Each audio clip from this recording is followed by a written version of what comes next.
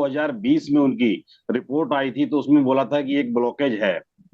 2020 की रिपोर्ट में एक ब्लॉकेज था। तो इसके बाद उन्होंने दवाई दिया, बोला कंटिन्यू खाइए। फिर उन्होंने 5-6 महीने के बाद टेस्ट किया, बोला आपका अभी 3 ब्लॉकेज हो गया है, स्टेंट पड़ना अति आवश्यक है, और ये दवाई ले जाइए, आप खिलाते रहिए।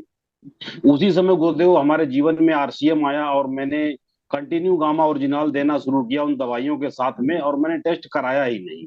तो अचानक अभी करीब 5-6 दिन पहले उनको पेट में थोड़ा प्रॉब्लम हुई, और मैंने तत्काल वही रिपोर्ट्स लेके पीजीआई लखनऊ में एडमिट कराया। तो उन्होंने रिपोर्ट के आधार पर इनको तुरंत बोला एडमिट कीजिए और ओटी में ले चलिए, क्योंकि 2020 की रिपोर्ट में अगर 3-3 ब्लॉकेज हैं, बोला इनको स्टंट पड़ना ही पड़ना है।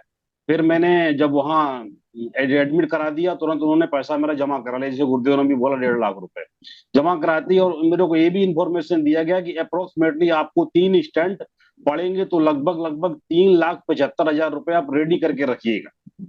इसके बाद ही बोला तीनों स्टंट पड़ेंगे और क्लियर होगा।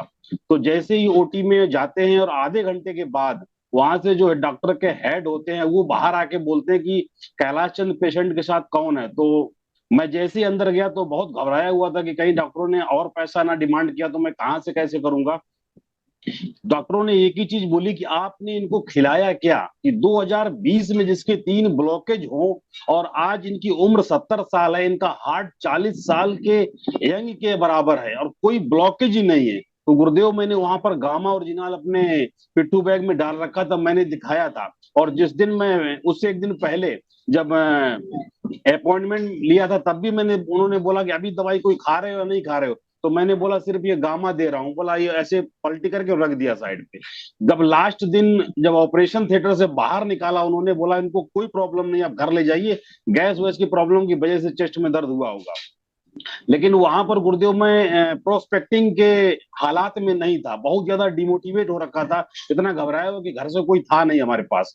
नहीं तो वहां पर अगर प्रोस्पेक्टिंग की हो जाती, थोड़ा पेशेंस लेवल अगर मेरा सही होता, तो बहुत बड़ा सर बिजनेस वहां किया जा सकता था पीजीआई हॉस्पिटल में, जहां डॉक्टर भी लोहा मान चुके हैं और उन्होंने फोटो खींच लिया कि इसके बारे में हम विचार करेंगे। तो बहुत बहुत धन्यवाद गुरुदेव जो बोलने का मौका दिया, ये समय कम है। Over to Gurudev, thank you. प्रणाम सर। Thank you sir. अपने शरीर पे कपड़ा नहीं डाला था, मतलब वो बिना कपड़ों के पर्दे की ओढ़ लेके रहते थे। और उसके बाद उन्होंने, मतलब मैंने गामा ओरिजिनल के बारे में बताया उनको। फिर उन्होंने यूट्यूब पे उसका जो टेस्ट किया सारा और दिया। और 2 हफ्ते बाद उसकी बहू मेरे पास आती है, वो बोलती है अभी आज, मतलब जो उनके जख्म थे वो सूखने शुरू हो गए और आज उन्होंने 2.5-3 महीने के बाद कपड़े पहने हैं। तो अभी वो रेगुलर गामा ओरिजिनल ले रहे हैं। तो अभी बिल्कुल ठीक है, उनकी शुगर लेवल भी बिल्कुल नॉर्मल आ चुका है, 300 से 140-50 के करीब करीब रहता है अभी। जी सर, थैंक यू।